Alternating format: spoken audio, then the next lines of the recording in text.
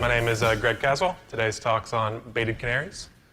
This talk is a little bit on the shorter side, so we'll get you out of here and over to the bull riding fairly quickly. The team I'm responsible for over Indeed is your typical AppSec variety collection of things: red teams, bug bounty, vulnerability assessments, design reviews. As he mentioned, outside of work, I do enjoy aquaponics, beekeeping, gaming, etc. So Indeed's purpose is to help people get jobs, and we've been pretty successful at it. So successful that Indeed's currently the #1 job site in the world. But running a successful site on the internet comes with some downsides. For today's talk, we'll be covering 2 different common attack scenarios that you might run across, and how you can use canaries in those attacks to gain more information about who's attacking your systems, as well as identifying what users may have been attacked. But before we get into those scenarios, let's just define canaries real quick. Historically speaking, canaries are an allusion to a caged bird that miners would take into mines with them. If dangerous gases, such as carbon monoxide, were present in the mine, the gases would kill the bird first, thus alerting the miners that something's wrong, and they'd hightail it out of there as quickly as possible. Within InfoSec, they can be thought of as a type of honeypot, typically used within production systems rather than a simulated system. And they also usually utilize some sort of canary token to track compromise. Canary and honey tokens are just some unique bits of string that should only ever exist in a single location. And if you ever find those tokens in any other location at all, you know someone's been tampering around in your stuff. But you don't necessarily know who or when they did that. Active canaries just take that single-use signal and instead use something more intelligent or persistent. So that's what we'll call an active canary. In general, why do canaries work at all? Well, attackers aren't perfect, like most people, with present company excluded, I'm sure.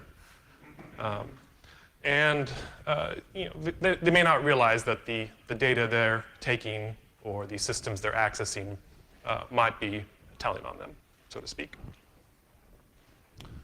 So for our first attack scenario, I'm sure you're familiar with phishing sites being used to steal users' credentials. In our case, an attacker might spin up a Indeed.com lookalike domain to target both our job seekers and employers. Beyond just collecting credentials that can be reused anywhere else, our accounts themselves have value to the attackers. For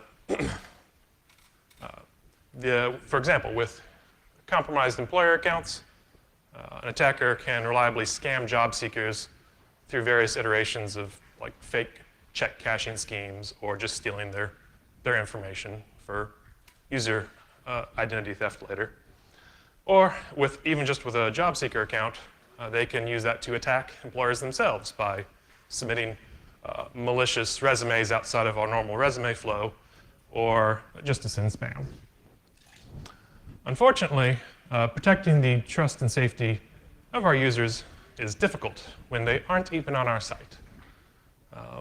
We might not even find out about the phishing until long after the attacker has collected a bunch of credentials and accessed a ton of accounts. The typical way you might find out about a phishing campaign is either through a user email saying, hey, I clicked on a site and submitted my creds, I think it was a phishing site. Or maybe you've got some automated tools that kind of look for some lookalike domains that exist out on the internet.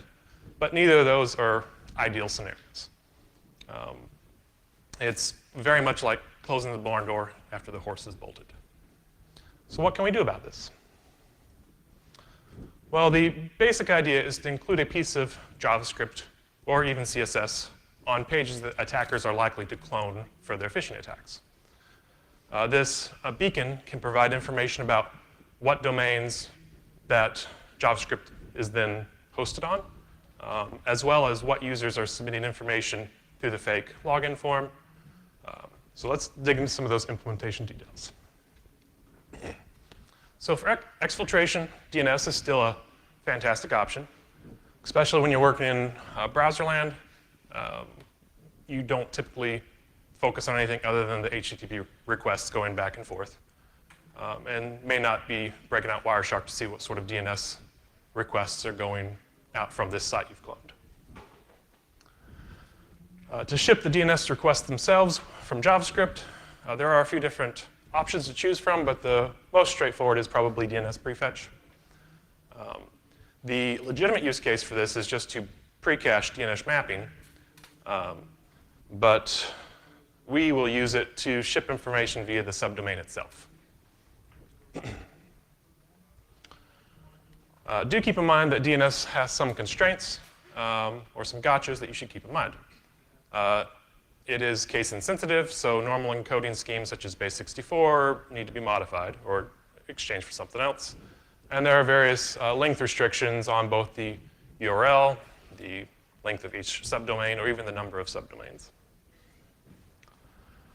Since this piece of JavaScript will be hosted on one of our production sites, we will want to avoid triggering billions of legitimate page views that we see per month. So we need to add some sort of check around our canary so it only triggers on an unexpected domain.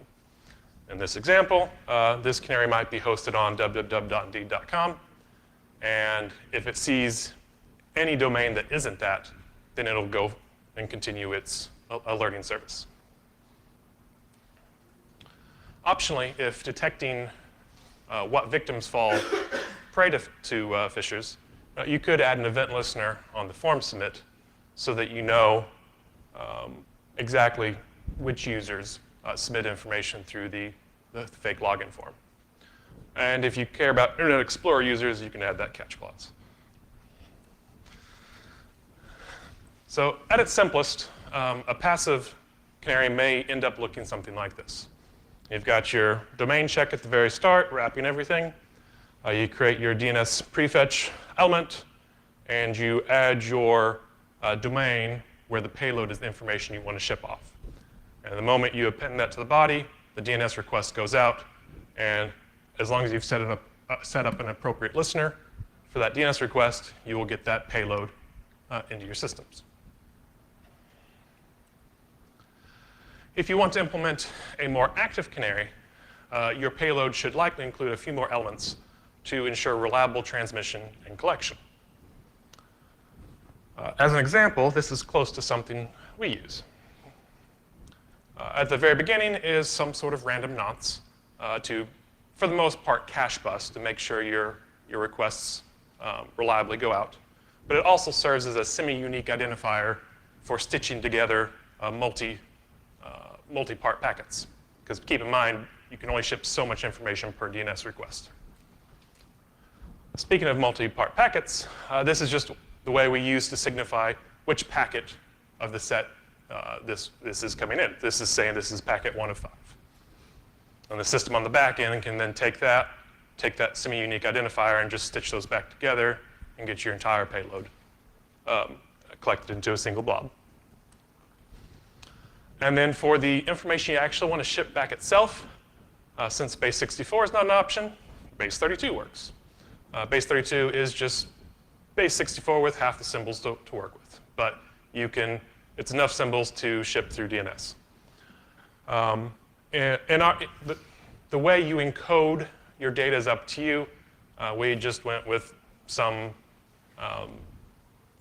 JSON encoding and then wrapped that in base32, chopped it up into appropriate sizes, and then shipped it out in the necessary number of packets. And then finally, for the domain, use whatever domain you like, as long as you can control it and you can point your custom bind server, or point it at your custom bind server, so you actually get those DNS requests. So to review how this baited canary helps us, let's look at the typical timeline for a phishing attack. It can be kind of thought of in 5 different steps. You've got planning, where the attacker is actually figuring out who they want to attack, how they want to attack them. Staging, where they actually set up the phishing site, as well as any communication mechanisms they need in place. Then they go and advertise their fake phishing page via Twitter, direct links, forums, whatevers. Finally, they will harvest the victim's credentials and then reuse those credentials however they choose.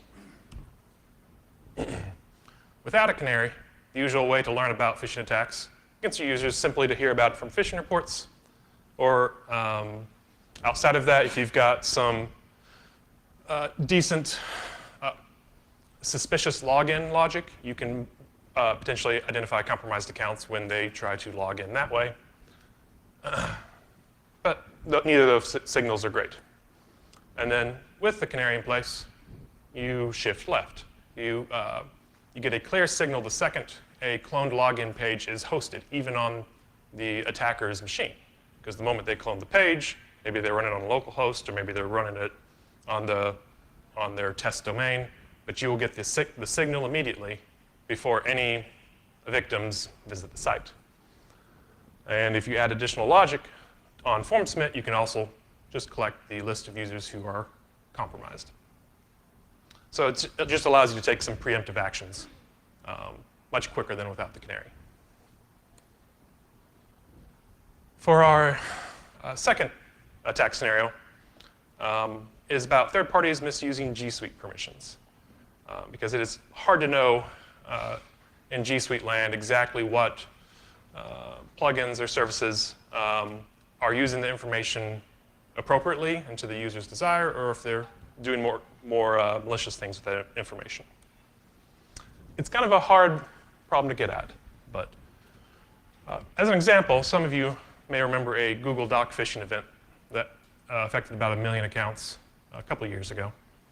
The basic problem was that since people were used to trusting whatever access an app requested within Google's OAuth, when a malicious app came along, people approved access no problem, and this spread pretty crazy fast.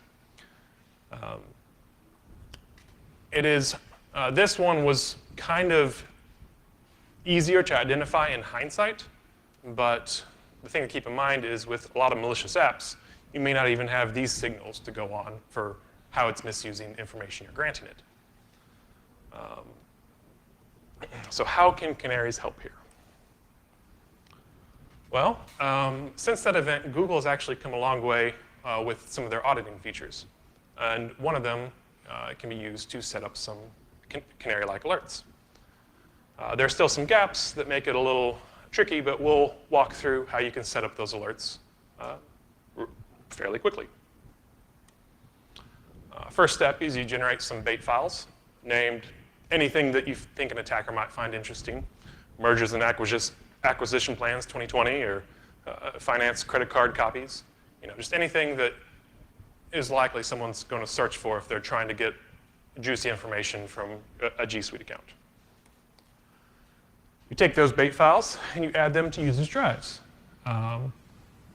Again, your naming choice may be important here. Maybe you don't want the name to be very interesting at all, because the attacker may just be siphoning off all files. And so you may want to choose a name that's very uninteresting, just so that a legitimate user doesn't, for whatever reason, go through the entirety of the G Suite files and see what they have in there.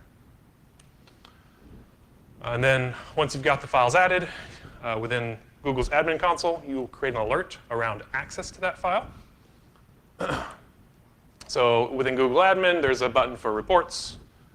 If you click through into there and do a filter for the files you've added, there's a button for setting an alert. You set the alert name to whatever you like. The event, typically you'd set that to view, but if you want some other event to trigger the alert, that's fine as well. Add an email that you want these alerts to siphon to. Probably not your personal email. Maybe you want to set up a group that's got a tie-in to the rest of your alerting systems at your company, so that those alerts don't get lost. And when you save, you're good to go. Once you Once that alert's set, you may want, the message it gives you isn't very enlightening. It'll tell you an IP and a time, but not much else. If you want to dig deeper, you go into the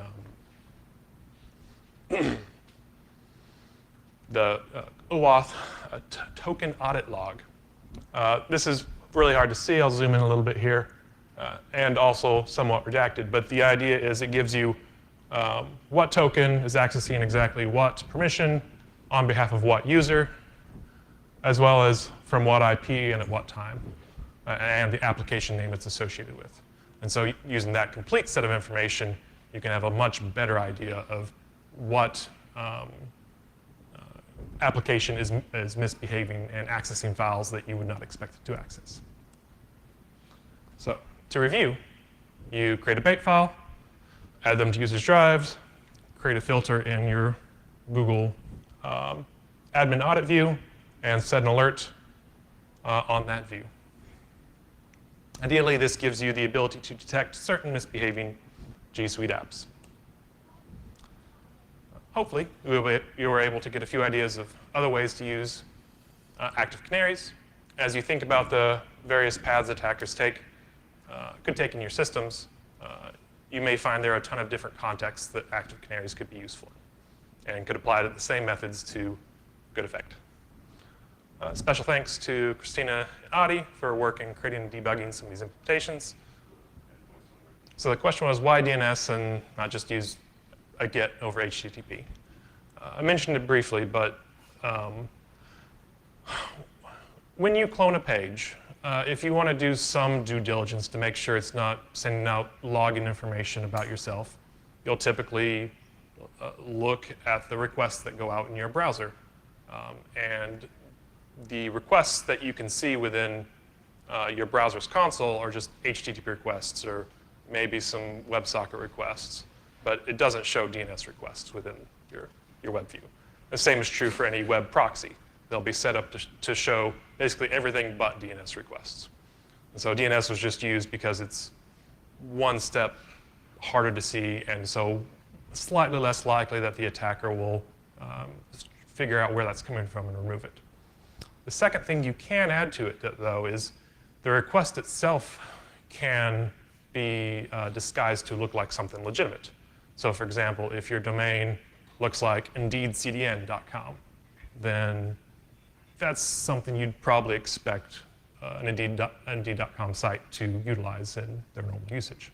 For example, if you're talking like PDFs, docx, those are active file types and actually run JavaScript directly, and so you can just dump the same thing into those file types as well.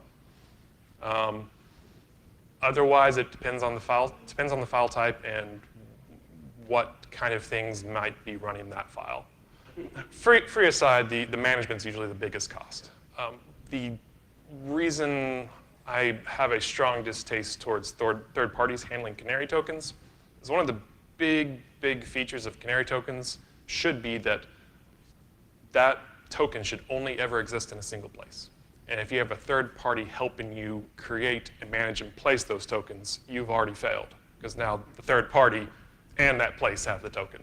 And so if that token is ever triggered, you don't know if it was you that was compromised or the third party that was compromised.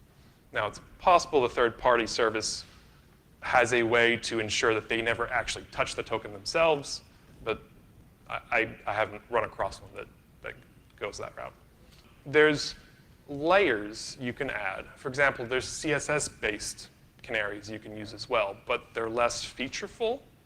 But you could layer a CSS canary just to watch whether or not the JavaScript canary fires off. And if the JavaScript canary fails to fire off, then the CSS canary fires off instead. And so you could do some tricks like that, but otherwise it's kind of hard to know who successfully finds your alert and rips it out. Cool. All right. Thank you all for coming out.